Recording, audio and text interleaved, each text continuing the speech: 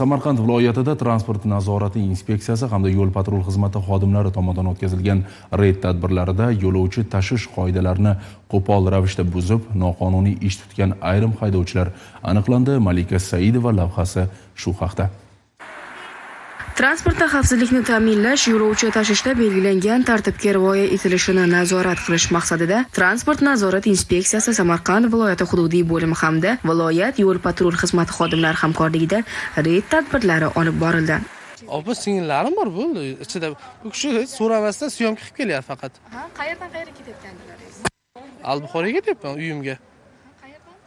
Reyd tadbirlari davomida haydovchi o'zining Damas rusumli avtomobilida olib ketayotgan yo'lovchilarni qarindoshlari ekanligini aytdi. Ammo yo'lovchilar bilan bo'lgan suhbatimiz shovvoz haydovchining yolg'onini oshkor qildi. Yo'lovchimi? Siz yo'lovchisiz. Qayerdan qayerga ketyapsiz? Dagbisdan Albuxoriga ketyapman. Qancha bilan? 10 ming. Albuxoriga qancha yo'l kiraverasiz o'zingiz uchun? 10 ming. Haydovchini taniysizmi? Yo'q. Tadbir davomida ayni yo'lovchi tashish qoidalarini buzgan qator haydovchilar aniqlanib, ularga bayonnomalar rasmiylashtirildi.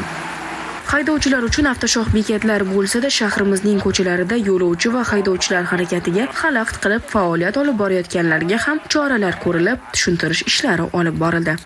Mashinalarni belgilanmagan joyga qo'ydim. Shunga chora ko'rmoqchi bo'lib, ogohlantirish berdi. Endilikda qo'ymaymiz. Ichki ishlar bo'limiga 102 murojaatlar tushyapti. Asosan aholidan tushyapti, shu yerda yashaydigan aholidan. Yurishga qiynalyapmiz, chiqishga qiynalyapmiz degan.